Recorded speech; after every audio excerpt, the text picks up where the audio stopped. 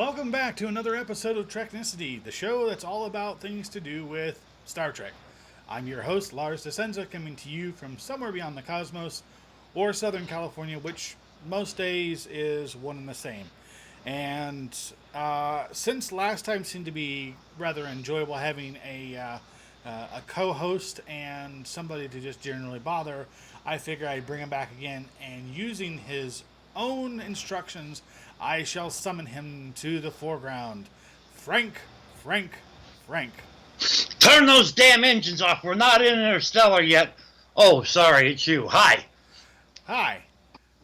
I figured I'd bug you and make you join my show again.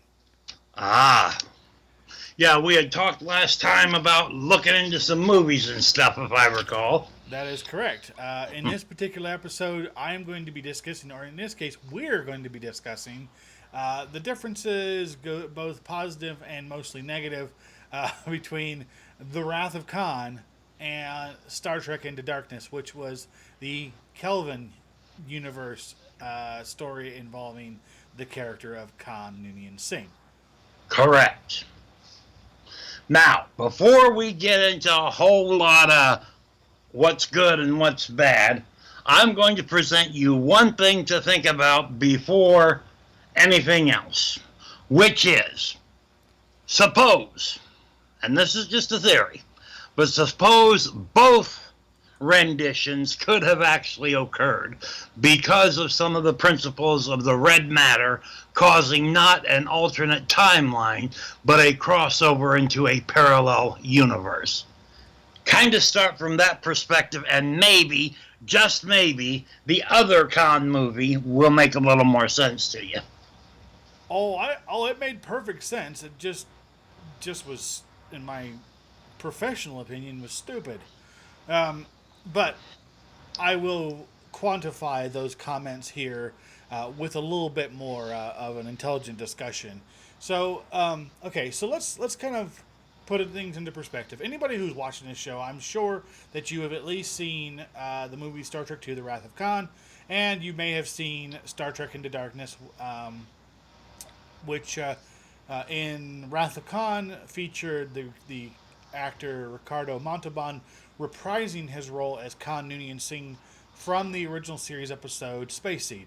In Star Trek Into Darkness, we have Benedict Cumberbatch providing the role of Khan in this movie. So I will say, let me start off for a second and say that initially I was very excited at the possibility of bringing the Khan character into Star Trek with the Kelvin universe, because I hadn't been all that impressed with the first of the Kelvin timeline movies, Star Trek from 2009. I thought, okay, maybe we're gonna have a little something different here with this. We're gonna bring this classic character to the big screen again, and I happen to like Benedict Cumberbatch, and he's a great actor. A big fan of Sherlock, big fan of The Hobbit, his role as Smaug in the Hobbit movies. So again, I was excited. But of course, within probably the first 20 minutes of that movie, and my expectations went down. Why would you say your expectations went down? What was it about the first 20 minutes that messed it up? Well, the biggest thing is the way they portray Khan as a character in Star Trek Into Darkness. You can't buy his motivation. For me, I couldn't buy it. I couldn't buy what was driving him. Now, I don't need to say spoiler alert, but I'll say spoiler alert just for the heck of it. In Star Trek Into Darkness, we are first acquainted with the character of Khan when he meets with a couple who are, I won't say grieving because the child isn't dead yet. But they are concerned. Their child has some mysterious illness. She's in the hospital. They don't think she's ever going to recover, so on and so forth. Well, somehow Khan convinces them that he's able to help to restore her health, but there comes at a cost. That cost is that the father effectively commits suicide by taking his Starfleet ring off that's got some has been somehow modified, and it blows up an entire base in London. Um, so right there, I'm already not liking how they're portraying the character, because when you go back to Space Seed, um, you really couldn't even see Khan as an evil person then. I mean, for those who aren't familiar with where the character of Khan comes from, he was in the 20th century during 1992 to 1996, according to Star Trek timeline. The eugenics wars took place, and he was one of the many genetically modified supermen who was a warlord. The character of Khan Noonien Singh is originally from India, and he controlled a large swaths of the Asian basin. Um, In fact, according to Spock, he had active control over about a quarter of Earth's population, Earth's people.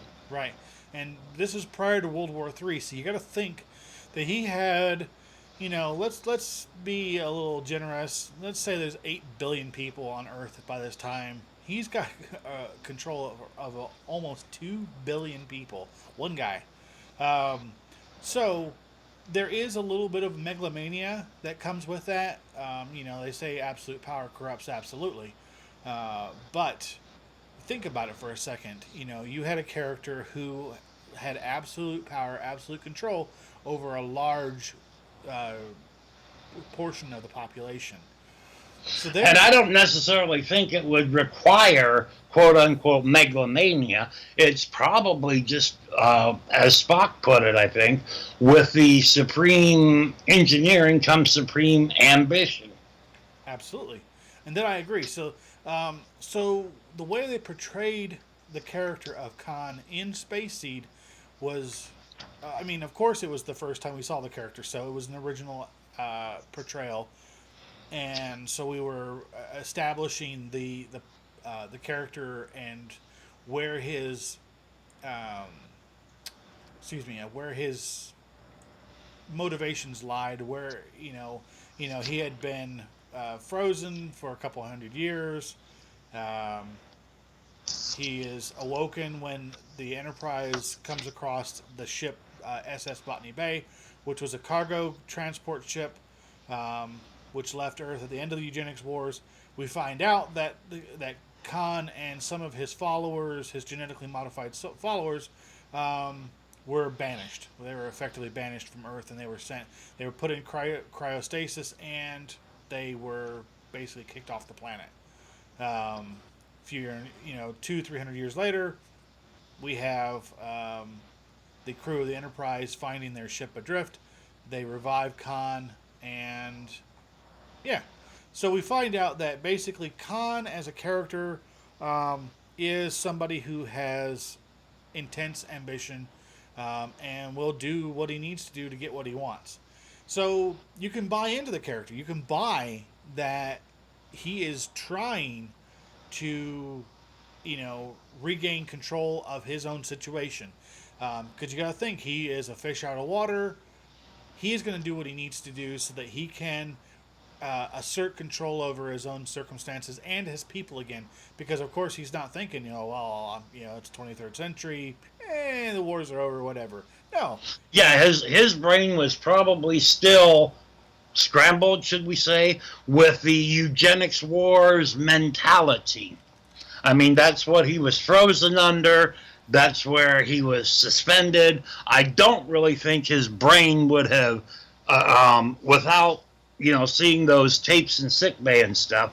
I really don't think when we first met him, anyway, his brain would have clicked in that the period itself has ended. agreed. He was very much stuck in that. So when we see the character banished again at the end of Space Seed, they are banished to SETI Alpha 5. We are thinking, okay, that's the last we're going to see of him, probably, whatever. Well, here comes Nick Meyer in his wonderful ways with the Wrath of Khan, and we have this, we have this story of how SETI Alpha 6 explodes after the And Enterprise leaves. SETI Alpha 5 takes its place. Right, and it shifts its orbit, and of course, it basically renders the planet almost uh, inhospitable. Um, so you pick up this story, and the cool thing about it is you can understand why he's angry because Kirk said to him, he'll check in on him after every few years, see how things are going. Had they done so, they would have figured out, ooh, something wrong, something really wrong happened here, because the explosion happened 6 months after they dropped him off, and here you have it. These guys have been waiting for 15 years. 15 years they've been surviving on this planet in these conditions. So you understand, as a viewer, you can buy into why he is so angry at Kirk. Why he wants to gain that wrath, that vengeance against him. Because not only did they take off, leave him, never came back to check on him, he lost his beloved, Marla Travers to the the only surviving indigenous life form, which were the creatures, the SETI Alphan slugs that their larva reduces you to, madness and highly suggestive tendencies. Yeah, reduces your brain to mush and then pops out of your head, probably killing you upon its birth. Now, Marla MacGyver's, his wife Sorry, that he Mike. got so upset about, Thank you. was an historian. And when she first met Khan and his sleeper ship, she became infatuated with him and helped him attempt a coup of the Enterprise and crew, which obviously was quelled before they were banished to SETI Alpha 5. Now, we're never told why Starfleet or Kirk or anybody did not go back and check on that system until now. We are told they're back in that system now to test the new Starfleet program. Right.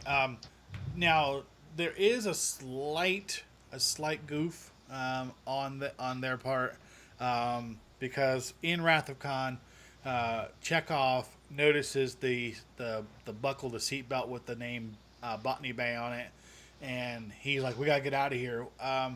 Well, there is a feasible explanation for it, but it is worth noting that Chekhov as the character was not assigned to the Enterprise during the events of Space Seed. However, it is fair enough to believe that he would have either A, read the mission statement, or B, it would have been common knowledge, amongst the crew and whatnot after he joined the Enterprise crew, and he would have known about it then.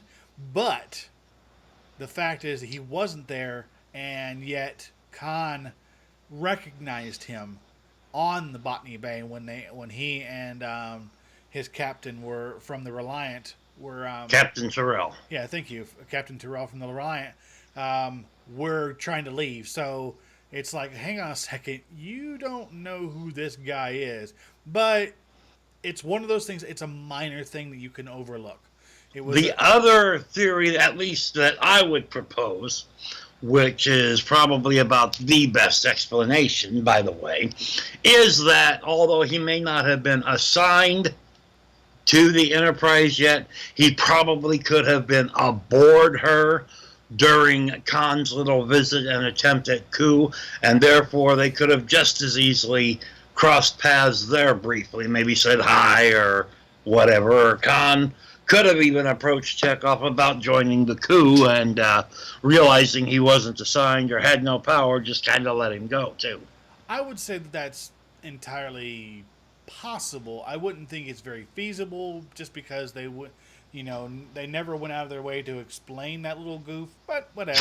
Again, it's just not a huge thing. There are bigger crimes to discuss than Khan knowing Chekhov. So you know you follow the path from what happened in Space Seed through on to what happened in the Wrath of Khan. You can you can put the dots together. You can connect the dots. You can say, okay, this makes sense. This is why he's this angry. This is why he wants revenge against Kirk. This is why he's willing to do the things he's willing to do.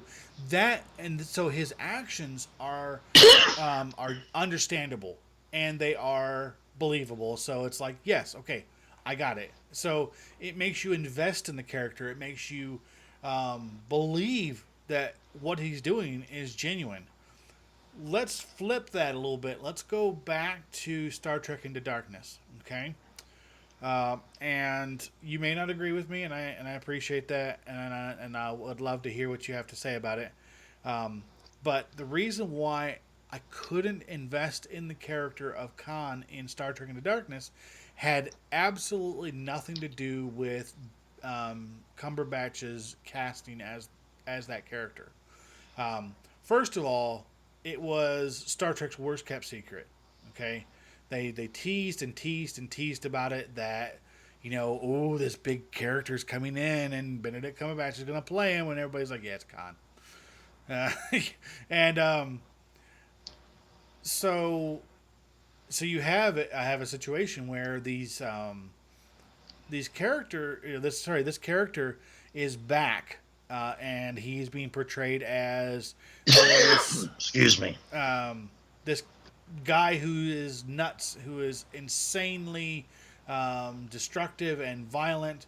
But there's no reasoning behind it until they kind of say to you, "Oh, he's being basically blackmailed by the admiral." Okay, because the admiral has his people who are in stasis. He's holding them hostage, so he's basically blackmailing or Khan into doing all this stuff. However, Khan's not that stupid. He really isn't that stupid. They explain that after the events that happened in Star Trek with Nero, that they had to go out looking for other answers. Is that what you understand? The basic understanding was that Admiral Marcus, who had become the head of Starfleet, as we're told by Kirk, yeah, he was really shook up about the Kelvin incident with the ship, not the archive, and of course with the destruction of Vulcan in this parallel universe. And I'm going to hold firm to the parallel universe, like the mirror universe idea, simply because in your history, in your universe, there's been no eugenics war, and you're at, what, 2019, 2020, something like that, and these eugenics things should have happened 20 years ago. True. So, if we go into this parallel dimension with the destruction of Vulcan and all that, Starfleet, I believe, because it was Romulan aggression, would have had a more militaristic approach to what they were doing anyway, because Vulcan, as we both know, is a prime member of the Federation. But anyway, yeah, the motivation for Marcus to find alternatives is what caused him to discover Khan's sleeper ship and his people. Sure, and I understand that. I actually can agree with that. I can agree with that the events that happened in Star Trek with the destruction of Vulcan and the aggression by Nero and his ship the Narada. However, the character of Khan, I mean, the events still happened the way that we remember it from what we will call the Prime Universe. The eugenics wars happened. Khan and his followers were banished from Earth. They went taking off in the Botany Bay, and of course they were found. They weren't found by the Enterprise because, for whatever reason, the admiral's ship got to them first. That's fine. Yeah, probably a good 15 to say 20 years before, because if we go back to the first movie, when we're first introduced to Chekhov, we know he's 17 at that time. He was introduced as 21 in the original series. So we're looking at, 4 years Earlier, with Chekhov being in Starfleet, we're looking at the 5-year mission coming at a different time. It would have had to because Chekhov came aboard, like a year into Kirk's original 5-year mission. So we've got some altered events, some events hurried up, some slowed down because of the events with the Narada and Nero. Right. Okay.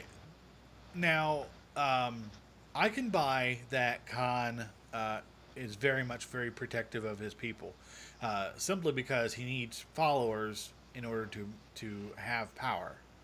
Um, but I just feel like they took the character and they homogenized him greatly, and there was a lot of gentrification to the character.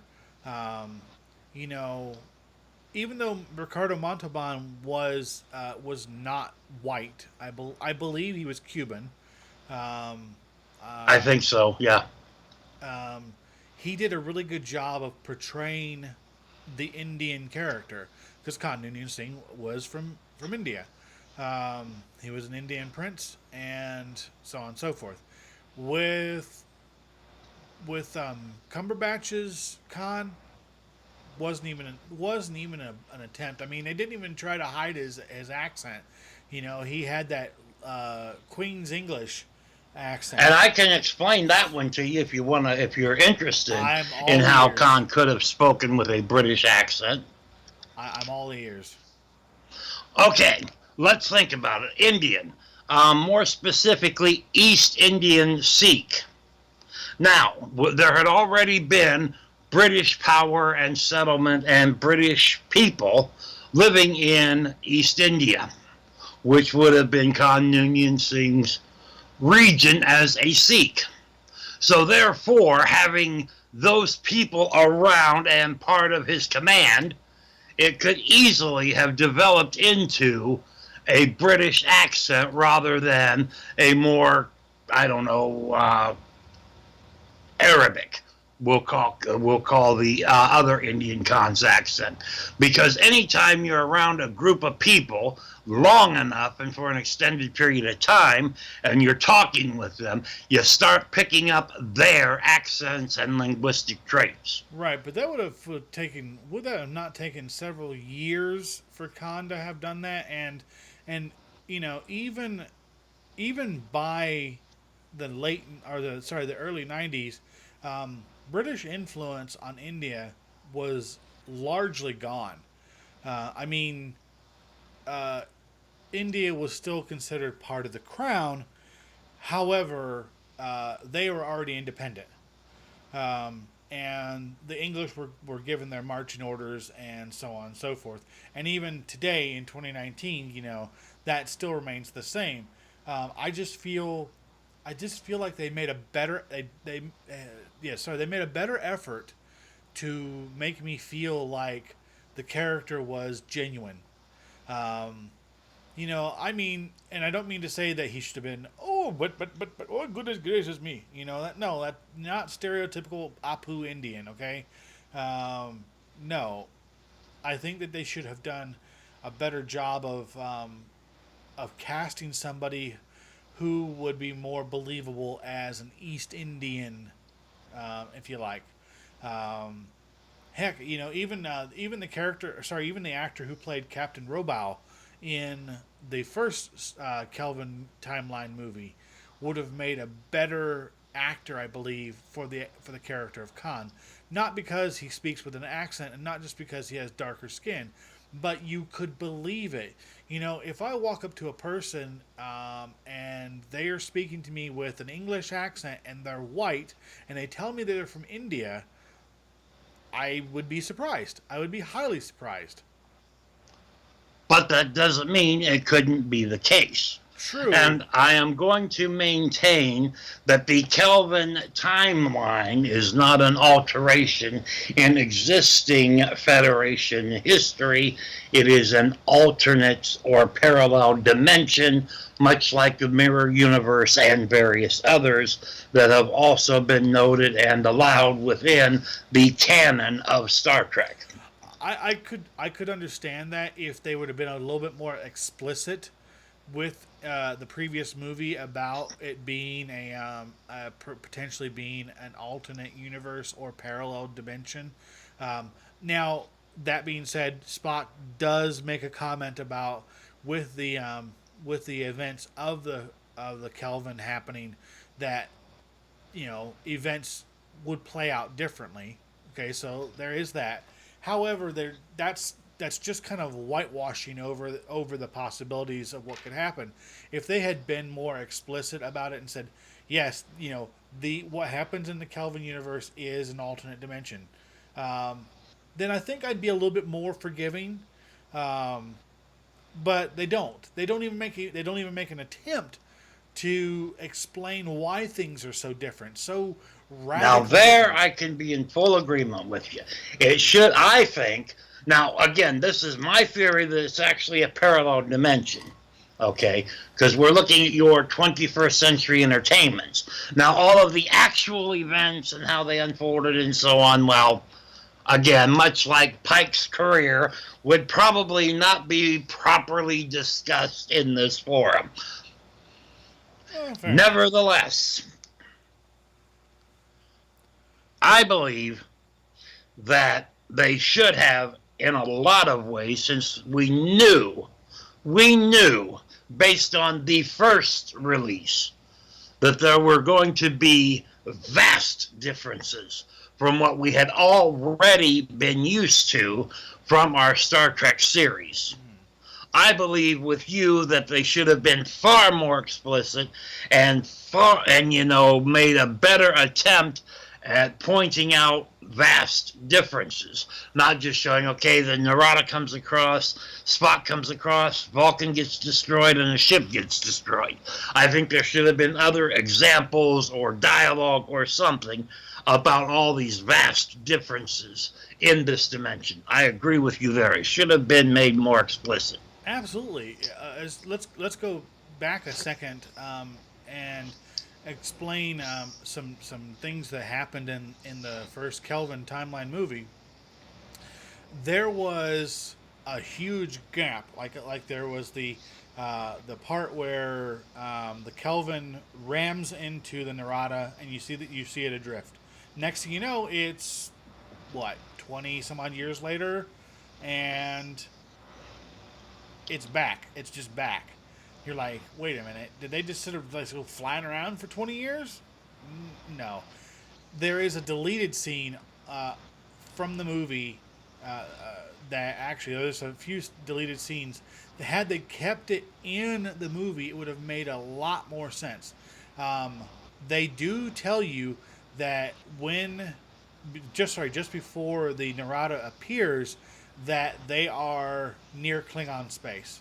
So what happens is when George Kirk flies the Kelvin into the Narada and sends it adrift, it is actually captured. It is disabled and it is captured by the Klingons and their crew imprisoned um, on Pente. So, and that also explains, they also explain that during that time, uh, Nero continues to plot his revenge against Spock because he continuously monitors time and when things should be happening, and he gets himself in a position to be able to do so. There is a thing where he is attacked, and this creature on Pente bites his head, which ends up biting off part of his ear and leaving the bite mark on his head. Okay, so had they left that in there, the movie, I would have believed that the movie would have been a lot more enjoyable because you would have at least understood why. Not just the destruction of his homeworld, but 20 years of enforced labor in a Klingon camp, prison camp. Not pleasant for anybody, let alone a Romulan. Exactly. So you come back. Let's come back to Star Trek Into Darkness. They take a couple of elements that appear in the Wrath of Khan. The number one being that there was the death of Spock in the Wrath of Khan. That was one of the stipulations that Leonard Nimoy had before he would agree to sign on to do Wrath of Khan. is he wanted to kill the character of Spock because he felt that he had gone far enough and had done enough with the character that that was it. He had enough, and okay, let's just move it. Let's just get rid of the character. Let's let him die off, and I can go on and do other things with my career. Of course, the fan reaction, they built in kind of a MacGuffin thing to allow things to change and go back if they needed to, because that's just they're thinking, oh God, we're gonna kill off this beloved character. We better have a way to back out of it if possible, which they did. Correct. Now, the death of Spock in Wrath of Khan is emotional because we have had this character. We have had Leonard Nimoy playing the role of Spock for, let's see, it started in 66, and we're now in 82. So you have had him for almost 16 years. You've had him for 16 years playing this role. You've had him in syndication. You have had him in Star Trek: The Motion Picture. As a viewer, people have come to love this particular portrayal of this character by this actor. Yes. Okay, so when he died, that was a gut punch. That was a gut punch to people who were fans of Star Trek, people who were fans of Spock, and so on and so forth. When they flipped it around, and in Star Trek Into Darkness, and they kill off the character of James T. Kirk by having to do a similar thing to save the ship, it just didn't seem to have the same gravitas. It wasn't as effective a killing because we had just basically been introduced to this alternate version of Kirk, this alternate universe's James Tiberius Kirk. We haven't really had a chance to be with him and grow with him much through his career. What do we know? They show us how he cheated on the Kobayashi Maru. They showed us that he was a cadet. They showed us that he did like to chase the women. They showed him as almost a drunk, spending a lot of his spare time in this little dive or these little dives around San Francisco. We're not really introduced properly to this alternate Kirk. We don't know enough about this character. We don't have enough emotional tie to this character at this point. Right. If they were going to have a scene of this Kirk's death, it would have made more sense to do it like in Beyond or something like that, where we've had a chance to really get to know this character. Yeah, even like William Shatner's portrayal of Kirk over the years, it's been met with mixed reviews. Some people really love it, some people really hate it, whatever. But when he dies in Generations,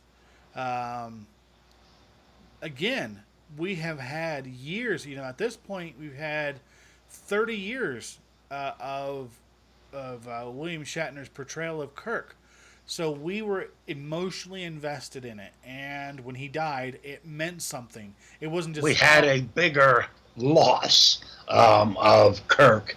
We experienced a bigger and greater loss of Kirk. Right. So I don't understand what they were hoping to achieve in Star Trek. I think the purpose was just to expose another side of the same coin. What they would have done if the roles were reversed. And just to show us that basically they would have done the same things that one another did, and to show us that Kirk and Spock had an opportunity to really become close and have a friendship by the death of Kirk.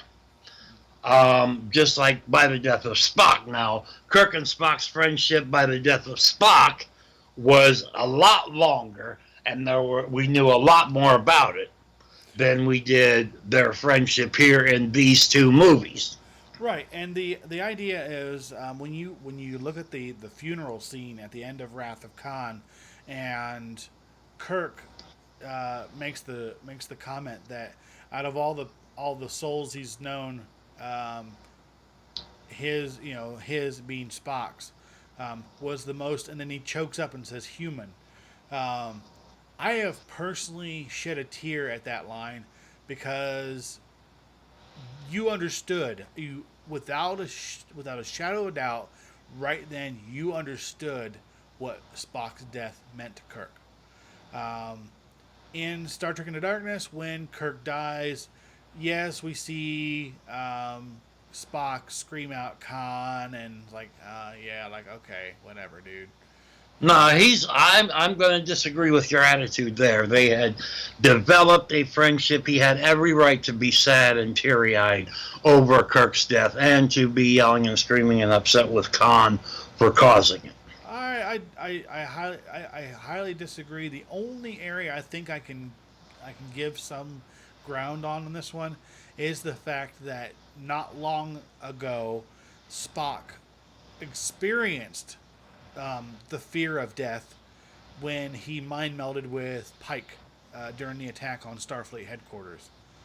Um, and so that I mean I could understand he understands the fear of death, but that doesn't mean that it gave him any stronger tie to the character of Kirk. Um, when this movie starts, when Star Trek Into Darkness begins, the first thing they do is they break the Prime Directive. They don't just bend it; they snap it in half and then they throw it on the fire as kindling. Um, With the Nibiran rescue. Correct, right, and of course because of Kirk's choice to break the Prime Directive in rescuing Spock from the volcano, um, Kirk loses his command. He and Spock are estranged. So right there, you've already broken the covenant between these two characters. I mean, there's always been some level of, let's just say, perhaps differences between the two characters. But that's the thing is when you celebrate the differences between the two characters, you get a lot of enjoyment out of it. You get a lot deeper meaning when you just assume that these two characters are close friends, and then something happens in a way that flies in the face of something that's already been established. To me, it just feels like it's a smack in the face to fans. The inclusion of the Khan character in this movie um, was fan service. I don't think that it was a genuinely good inclusion into the story. I think with this Khan's motivation, I think that because he was trying to protect his people and because he was engineered with a bit of this ruthlessness, um, even in the original series portrayal of Khan, I personally could understand why he might have, as John Harrison, wanted to attack Pike because of all the, or not Pike, Marcus, because of all the threats and the blackmailing or manipulating. This character, Khan, is not one who takes kindly to being manipulated in either universe. So sooner or later, if somebody's trying to manipulate him in any way, shape, or form, he is going to strike back. That part I can be on board with. Believe it or not, I can. Um, he does not like to be manipulated. He does not like to be toyed with. He does not like to be blackmailed or extorted. However, I still think that the portrayal of the character of Khan was, and in fact, actually, there's a great video. There's a great video on, and it's basically called "How Star Trek Into Darkness Should Have Ended." Um, and it was so funny because I watch it every once in a while because it makes me really laugh. They have Khan in the brig, and Kirk and McCoy come to see him, and he's like, "I just want you to know, my name is dun dun dun Khan," and Kirk and McCoy are like, Uh-huh. Yeah. He's like, no, I don't think you heard me correctly. I said my name is dun dun dun Khan. He's like, yeah, right. Kirk Bones, Scotty. It's like so the thing is like the director or the writers were relying so heavy on Star Trek fans already being understanding, invested, and all that into the Khan characters. So they're like, ooh, they get whipped into a frenzy because, like, oh my god, there's Khan, there's Khan, there's Khan.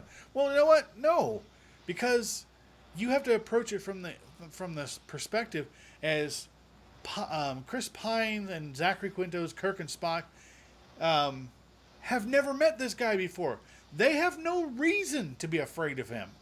They have no. I mean, it wasn't until the fact that Quinto's Spock talked to Nimoy's Spock that he finally got the. I promised never to tell you things that would affect the future. Got a fuller picture of who Khan was. Right. There, I agree too. We did not have as full a picture from the content of the movie. What we do know, though, is that Khan, under the name Harrison, attacked the Starbase or the Starfleet Section 31 Archive, also named Kelvin. That's the name I do believe Abrams overuses in his movies, but whole different issue. But the Kelvin Archive, and then he attacks the gathered officers. He attacked the archive so the officers would be gathered so he could attack them. Now, if we're going to say he's bred with fierce ambition, I also believe he would be fiercely loyal and attached to those he loves. So he would be fiercely protective over his 72 people. And once he lost sight of them, as far as he knew, Marcus could have had them killed, just as he explains in The Brig. And so, yes, he responded in kind. I believe the Khan character we saw needed more development in the movie, but from what we understand of the original Khan character, Montalban's Khan character, we have kind of a beginning understanding of the alternate universe Khan. I get it. I get that there are going to be some differences. There have to be. I just feel like that they missed so many good opportunities to really work with this character. I guess for me, part of it is that difficulty in getting over the fact that they brought in a homogenized white guy to play the character of Khan. I think he's a fantastic actor. I watch him in many, many different things, and so it's not a comment on him as an actor. It is a comment on their choice of putting him in that role because the motivations were thinly veiled. They were difficult at best to invest in. So the fact is that I don't think it was a good choice to bring the character into this movie the way they did, and two, to expect everybody to just be accepting and understanding of why the character is portrayed that way without some backstory on it, some decent backstory. Because since we're not invested in the good guys, we're sure as hell not invested in the bad guys. So you don't believe that there would be lighter complected East Indian individuals? I didn't say that. I just think that it is one thing to portray the character as not as in the same way they did in Wrath of Khan, but to take such a large detour from how they portrayed the character initially in Space Seed and in the Wrath of Khan. They are almost two different characters with the same name. There I might agree with you to a certain extent, but I still stand by what I've said on motivations. One other thing I want to say about motivations, and that's with Spock's reaction to Kirk's death. Another reason I believe that would be valid is because, even though it was a violation of the Prime Directive, this is a younger Spock. We know that all of the crew are a bit younger in these Abrams movies, and Kirk did, in fact, save his life. So why wouldn't there be an attachment? Yeah, it's there's a an understanding that yes, the characters could have had a burgeoning friendship, that could have been strengthened by the fact that that Kirk broke the Prime Directive, put his career on the line to save Spock from that volcano. But I don't think that it is enough for you to believe that the characters are that into each other. You know that they're that close. Um, even to the point where Spock, apologizes for alerting command to the actual events from the rescue where he broke the Prime Directive. It's kind of like, really, he apologizes and says, "I won't do it again." Well, you're damn right you won't do it again because you got me busted down. At that point, I'm like, okay, I would have, um, I would have less trouble believing um, Spock's reaction had there been something pre-established that these two guys were, in fact, a lot closer as friends. They could have done something in an expose style. Even through exposition prior to that event. Something happening. Maybe like Kirk and Spock, like when they show in Where No Man Has Gone Before, they show them playing chess. Something to establish that these guys are closer than is generally known. Take them out to Kirk's favorite dive and have them drink together. Whatever, whatever. Um, or have them performing some sort of physical activity like a sport or martial arts or you know or even having them having a heated discussion about something, just something to establish that these guys are much closer than you believe they are, because for me, I don't buy Spock's reaction to Kirk's death because I haven't been shown that Quinto's Spock and Pine's Kirk are that good of friends. And that's where I'm going to leave it on that one. Yeah. Well, again, there's a whole lot of things we could go back and forth on. My belief is this, though. If we accept Into Darkness as a parallel universe, not just a changed timeline, a lot of the events that occur in it might logically make a little more sense. That's one of the reasons why I personally like the Into Darkness movie. I equally like the Wrath of Khan movie. I'm not real happy with all the portrayals. I'm not real happy with our introduction to Carol Marcus in Into Darkness. It to me it was difficult to kind of buy that idea, even though we know from Wrath of Khan that she is a science officer and is heading up the Genesis project.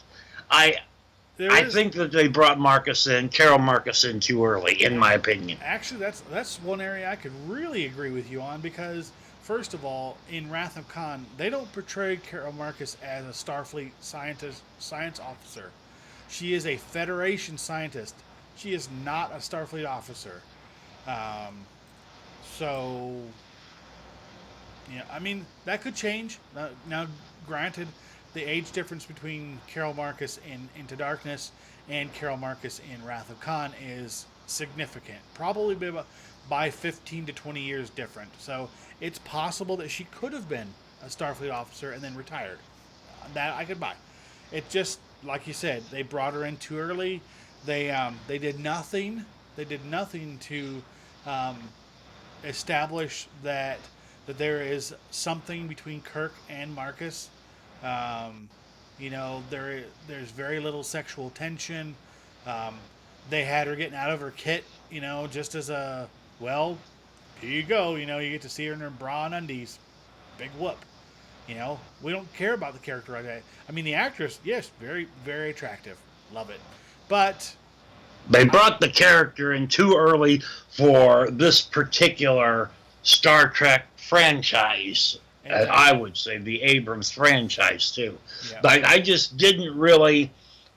I mean, I understand with her dad being in charge of Starfleet and her noticing these, funky missiles that she might want to figure, funky torpedoes, whatever they were, she might want to get more of a closer look at what her dad's up to. But I think that they could have had her do that in a completely different way rather than her, forging her way aboard the Enterprise. Exactly. So, well, that's about all the time we have actually for this, because, like you said, we could go back and forth on a great number of things.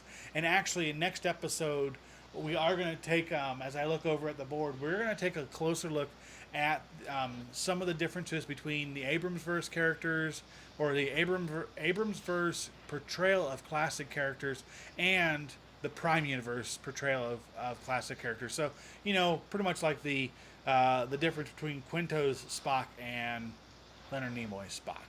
Or Shatner's Kirk and so on. The two Carol Marcuses that we just briefly touched on.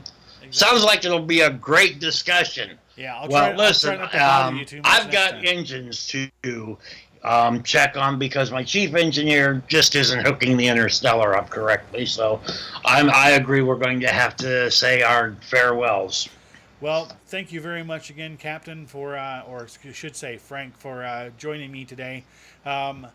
Be sure to check us out next week as we come back with season 2, episode 3 of Treknicity. I have been your host, Lars Di Scenza, and joining me has been Frank, The Captain. Frank. Thank you very much, and we'll see you next time. And until then, rock out with your Spock out.